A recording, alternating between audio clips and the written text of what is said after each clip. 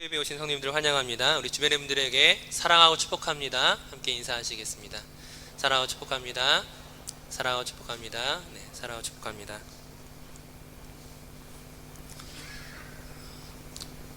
오늘은 산상수훈의 5번째 말씀입니다. 그동안의 말씀을 통하여 우리가 어떤 것을 알았습니까? 예수님께서 산상수훈의 설교를 통하여 우리에게 말씀하시고자 하는 것이 우리에게 어떤 윤리적인 가르침을 주거나 또는 우리가 어떤 목표에 이르도록 우리가 어떤 조건들을 제시하는 것이 아니라고 말씀드렸습니다. 산상수훈의 말씀은 사실 윤리적인 가르침이 아니라 구원과 생명의 문제입니다. 그 구원의 경계를 나누는 것이 무엇이었습니까?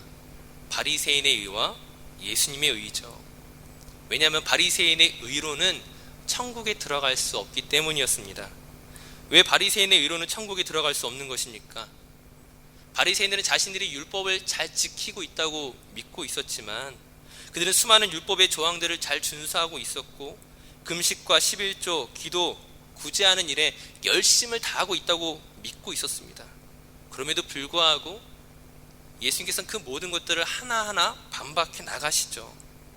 바리새인들은 자신들이 손에 피를 묻히지 않았다고 생각했지만 예수님께서는 그들 안에 있는 분노와 그리고 폭력적인 마음에 대해서 지적하십니다. 바리새인들은 그 간음하는 그 더러운 일들과는 자기들과는 아무런 상관이 없다라고 생각했지만 예수님께서는 그들 마음속에 있는 그 더러운 정욕과 그 욕망의 문제를 지적하시죠. 바리새인들은 자신들이 하나님 앞에서 맹세한 것들을 잘 지키고 있다고 생각했지만 예수님께서는 예배와 전통, 믿음이란 이름 뒤에 숨어서 사실은 자기의 유익을 구하고 있는 그들의 이중성에 대해서 말씀하십니다. 하지만 우리가 오해하지 말아야 할 것은 예수님께서 갑작스럽게 바리새인은 지킬 수 없는 그런 명령들을, 그런 규정들을 갑자기 꺼내놓으신 것이 아니라는 거죠. 사실 이것은 율법에서부터 시작된 것이었습니다. 하나님께서 이스라엘 백성들에게 율법을 주셨습니다. 그 율법은 그들이 하나님의 백성으로서 반드시 지켜야 하는 것인데 그 이유는 그 율법이 하나님의 거룩하신 성품과 그 뜻을 담고 있는 것이기 때문이었죠. 하지만 하나님께서 율법을 그들에게 주셨을 때에 그 율법은 구원의 도구와 방법으로 주신 것이 아니었죠. 그 율법을 통하여 우리가 죄인임을 깨닫고 하나님의 은혜가 아니면 그 하나님의 거룩하심 앞에 나아갈 수 없다는 것들을 깨달으라고 주신 것이었습니다. 그럼에도 불구하고 바리새인들은 하나님의 성품, 그분의 뜻과 계획은 생각하지 않고 그 율법의 겉모양만을 지키면서 자신은 꽤 괜찮은 신앙인인 것처럼, 나와 같은 신앙인은 없는 것처럼 착각하고 있었다는 것이죠. 그러므로 예수님께서 살인하지 말라, 간음하지 말라 등등 율법이 원래 가지고 있는 그 하나님의 뜻을 밝히 드러냄으로써 그들이 현재 어떤 위치 가운데 있는지를 깨달으라고 말씀하셨습니다. 그런 의미에서 예수님은 율법을 폐하러 오신 분이 아니라 율법을 완성하러 오신 분이었죠. 이처럼 바리새인의 의, 사람의 의로서는 천국에 들어갈 수 없습니다. 천국은 어떤 사람이 가는 것입니까? 산상수훈의 말씀이 우리에게 계속적으로 이야기하는 것은 사람이 가지고 있는 의가 아니라 예수님의 의로만 갈 수 있다는 것이죠. 죄로 인하여 죽을 수밖에 없는 내가 나를 위하여 십자가에 죽으시고 부활하신 그 예수님의 보혈을 믿고 의지함으로 우리가 천국에 들어갈 유일한 자격을 얻게 되었다는 것을 깨달으라고 말씀하는 것입니다.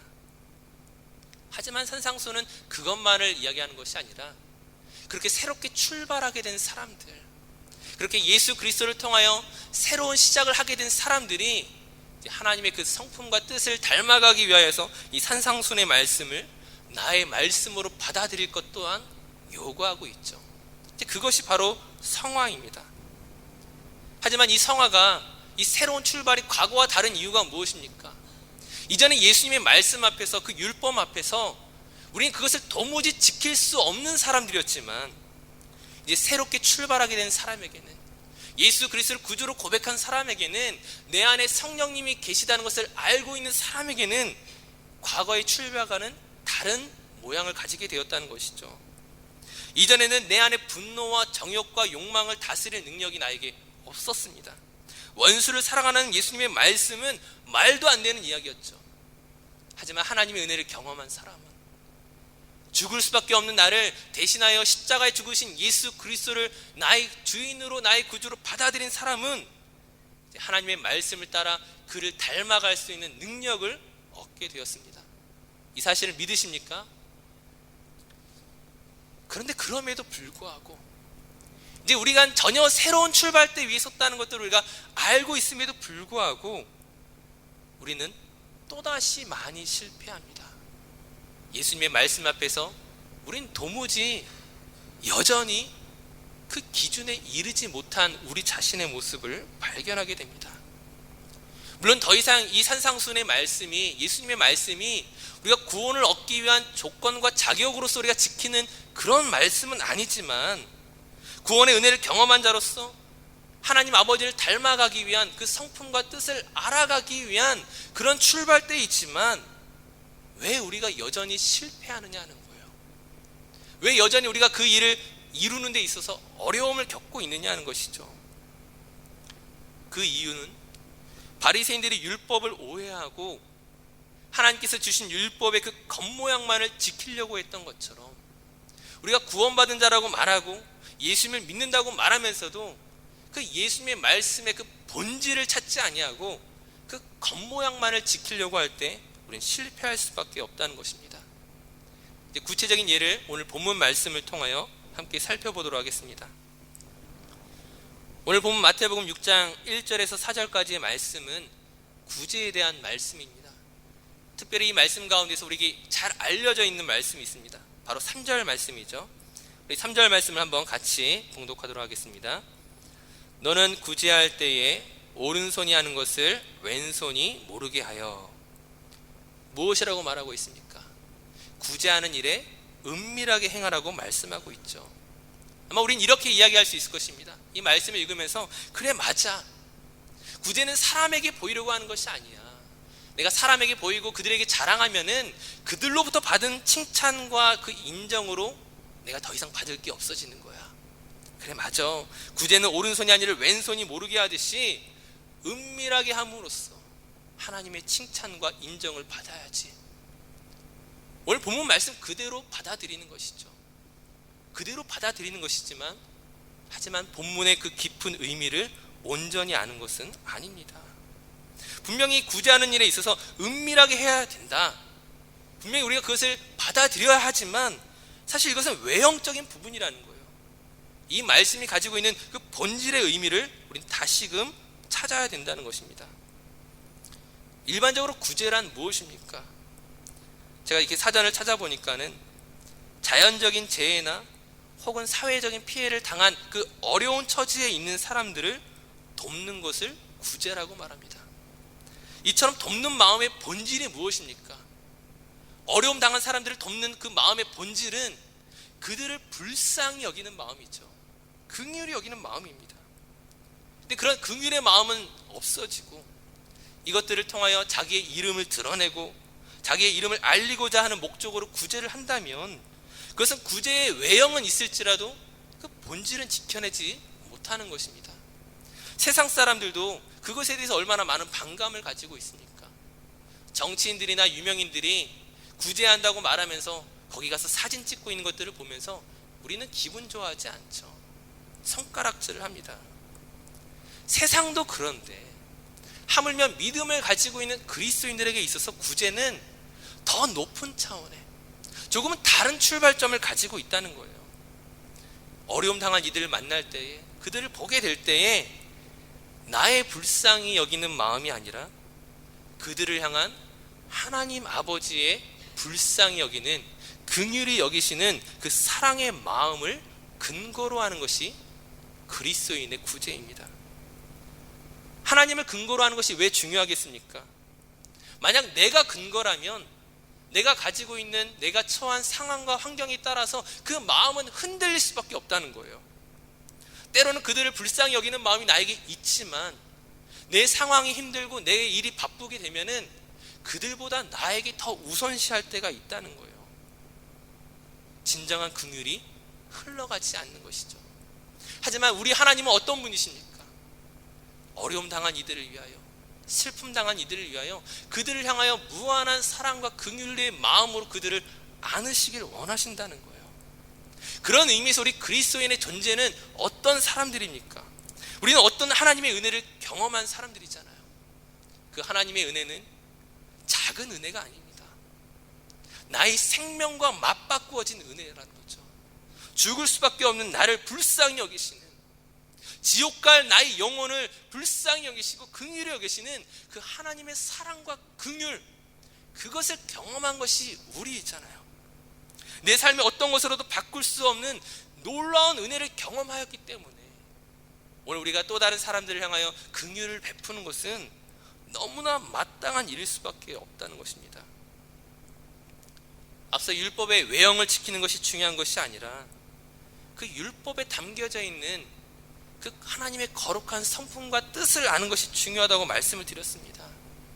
구제는 단순히 남을 돕는 차원의 문제가 아니라 내가 남에게 보이면서 구제하느냐 또는 은밀하게 구제하느냐의 차원이 아니라 이것은 하나님 아버지를 닮아가는, 그분의 성품을 닮아가는 자녀로서의 당연한 도리라는 것이죠. 이 과정에서 중대한 오해가 발생한다는 것이에요. 은밀히 구제하라는 이 말씀이, 너는 오른손이 한 것을 왼손이 모르게 하라는 그 예수님의 말씀이, 이것은 행위로서가 아니라 하나님의 은혜에 대한 반응으로서, 오늘 우리 아버지 되시는 그 하나님을 닮아가는 반응으로서 이것이 나타나기 때문에 이것은 무엇입니까? 은혜이죠. 행위가 아니라 은혜입니다. 구제라는 행위 자체가 아니라 은혜라는 행위가 나가는 것이에요. 그 은혜가 무엇입니까? 거저 받았으니까 거저 주는 것입니다. 근데 오늘 마태복음 6장 1절에서 4절까지의 말씀을 읽다 보면은 우리가 오해하게 되는 것이 있다라는 거예요. 은혜란 거저 받고 거저 주는 것인데 오늘 본문 말씀에서는 마치 이 구제가 하나의 거래의 대상으로 하나님이 보상해 주시는 어떤 것이 있는 것처럼 이야기하고 있다는 거예요. 구제를 사람들에게서 보상을 받으려고 하지 말고 하나님께서 너를 갚아주신 것들을 경험하라. 하나님께서 나를 갚아주신다. 하나님께 내가 무엇인가 받을 것이 있는 것처럼 생각하게 된다는 거예요. 구제가 어떤 것입니까? 다시 한번 정의를 해보자는 거죠. 구제가 은혜라는 관점에서 내가 이 일을 아무리 한다 할지라도 받을 것이 없는 것입니까? 아니면 오늘 본문의 말씀처럼 내가 무언가 받을 것이 남아 있는 것입니까? 어떤 것이겠습니까? 사실 하나님의 보상과 이 은혜라는 관점은 다른 것이 아니라 같은 것입니다. 보상이라는 개념이 우리에게 있어서는 거래라는 단어와 자꾸 연관이 되지만 지금 하나님께서 갚으시겠다라고 하는 것은 이것은 세상이 말하는 거래와 보상의 방법과는 다르다는 거예요. 이것을 알기 위해서 우리가 한번 갈라디아서 6장 7절에서 9절까지 말씀을 함께 읽도록 하겠습니다. 우리 자막에 있는 말씀 갈라디아서 6장 7절에서 9절까지 말씀입니다. 우리 함께 한 목소리로 말씀을 봉독하여 읽겠습니다. 스스로 속이지 말라. 하나님은 업신여김을 받지 아니하시나니 사람이 무엇으로 심든지 그대로 거두리라. 자기의 육체를 위하여 심는 자는 육체로부터 썩어질 것을 거두고 성령을 위하여 심는 자는 성령으로부터 영생을 거두리라. 우리가 선을 행하되 낙심하지 말지니 포기하지 아니하면 때가 이름에 거두리라. 아멘. 사람이 무엇으로 심든지 그대로 거두리라고 말씀하십니다. 특별히 육체를 위하여 심으면 육체로부터 썩어질 것을 거두고 성령을 위하여 심으면 성령으로부터 영생을 거둔다고 말씀하십니다. 앞서 세상 사람들의 구제는 어떤 것이었습니까? 그들이 선한 마음으로 구제를 하든 또는 자기 자랑을 위하여 구제를 하든 거기서 얻게 되는 것은 무엇입니까? 육적인 것들이에요. 그것이 사람들의 칭찬으로 받든 또는 자기 만족으로 얻게 되든 그것은 육적인 것입니다. 하지만 오늘 믿음을 가진 그리스도인들에게 있어서 구제는 다르다는 거예요. 앞서 말씀드렸던 것처럼 이것은 하나님 아버지를 닮아가는 영적인 것입니다. 구제는 행위가 아니라 이것은 은혜라는 거예요. 하나님께서 우리에게 베푸신 은혜에 대한 반응으로 구제하는 일이지, 이것은 다른 세상적인 것과는 다르다는 것이죠. 즉 우리가 영의 것을 심는 것이 바로 구제라는 거예요. 그렇다면 하나님께서 무엇으로 갚으시겠습니까? 오늘 우리가 심은 것에 대해서, 우리가 구제한 것에 대해서 하나님이 무엇으로 갚으시겠습니까? 세상에 썩어질 것으로 우리에게 갚으시는 것이 아니라 하나님 나라의 영원한 것으로 우리에게 주시는 것이죠. 즉 구제에 있어서 우리가 어떤 착각과 오해에 빠집니까? 은밀하게 구제하는 일, 내가 은밀히 구제한다라고 말해놓고서 우리는 무엇을 기대하느냐 하는 거예요. 우리가 기대하는 것이 혹 세상에 썩어질 것으로 하나님이 나에게 갚아주실 것들을 기대하고 있지는 않습니까? 우리가 흔히 하는 오해가 어떤 것들이 있습니까? 좋은 대학을 가려면 어떻게 해야 됩니까? 기도해야 됩니까? 공부해야 됩니까? 당연히 공부해야죠. 내가 교회에서 열심히 봉사했다고, 또는 열심히 기도했다고, 열심히 섬겼다고 좋은 대학 가는 거 아니잖아요. 말도 안 되는 이야기죠. 좋은 대학을 가려면 학생이 공부를 열심히 해야 됩니다. 물론 하나님이 지키시지 않으시면 우리의 수고가 헛된 것을 우리가 알기 때문에 우리가 준비한 실력을 잘 발휘할 수 있도록 하나님의 도움을 구하는 기도를 하지만, 그러나 어디까지나 우리가 얻게 되는 것은 내가 준비한 것 안에서 얻어내는 것입니다. 좋은 대학이라든지 좋은 직장이라든지 결혼이라든지 세상에서의 성공이라든지 이 모든 것은 세상적으로 내가 심고서 얻어내는 것이라는 거예요. 왜 그것을 하나님으로부터 얻어내려고 하느냐는 것이죠. 영의 것을 심으면 영의 것으로 거둡니다. 육의 것을 심으면 육으로 거두는 것이죠. 구제하는 일이 오늘 믿는 우리에게는 영의 것이기 때문에 영의 것을 받을 것을 기대하셔야 된다는 거예요. 육의 것을 심고서 천국을 구하는 말도 안 되는 일이, 그 반대의 일들이 오늘 우리에게서 일어날 때가 있다는 거예요.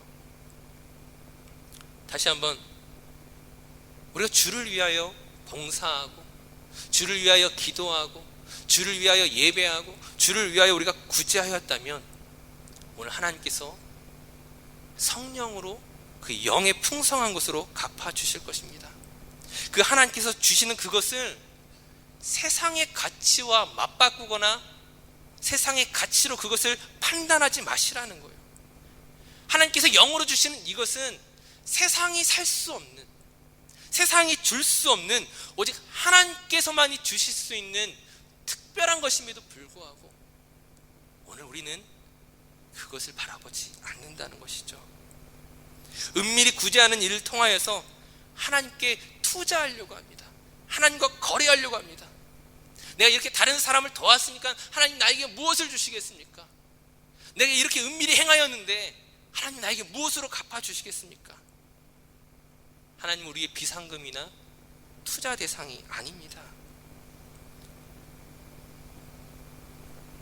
우리가 다른 어떤 일들을 하지 않아도, 내가 은밀히 다른 사람을 구제하지 않아도 왜 하나님께서 우리를 지키시지 않겠으며 왜 하나님께서 우리를 도우시지 않겠습니까? 하나님께서 당연히 우리를 도우실 것임에도 불구하고 우리 자꾸 하나님을 보험으로 만들려고 합니다. 내 신앙을 투자로 만들려고 합니다. 그것은 무엇입니까? 나를 위하여 자기 아들을 십자가에 내어주신 그 하나님의 은혜와 사랑을 모독하는 일이라는 거예요. 그것은 하나님의 은혜를 값어치 없게 만들어보는 그런 것이라는 거예요. 오늘 말씀의 결론을 말씀드리겠습니다. 은밀히 구제하십시오. 하지만 은밀히 구제할지라도 그 구제를 통하여 내가 어떤 육적인 것을 기대하고 세상의 것을 소망하고 그것과 맞바꾸려고 한다면 그 구제는 은밀할지라도 아무것도 아닙니다. 하나님께서 주실 것이 남아있지 않는 것입니다.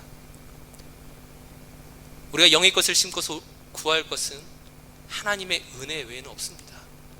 성령께서 오늘 나와 동행하시는 것 외에는 우리가 바랄 것이 없습니다. 마태복음 6장 33절 말씀에 너희는 먼저 그의 나라와 그의 의를 구하라. 그리하면 이 모든 것을 너희에게 더하시리라.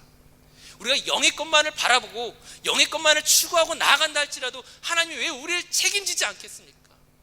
그 하나님을 자꾸 이상하게 만들지 마십시오. 그 하나님이, 우리의 아버지 되시는 그 하나님이 오늘 저와 여러분을 넉넉하게 채워주시는 분이심을, 세상에 줄 수 없는 특별한 영의 선물로 우리를 채워주시는 분이심을 우리가 확신하며 나아갔으면 좋겠습니다. 하나님의 풍성한 은혜를 누리시는 우리 모든 성도들 되시기를 축원합니다. 함께 기도하시겠습니다. 우리 이 시간 함께 기도하실 때 내가 하나님을 위하여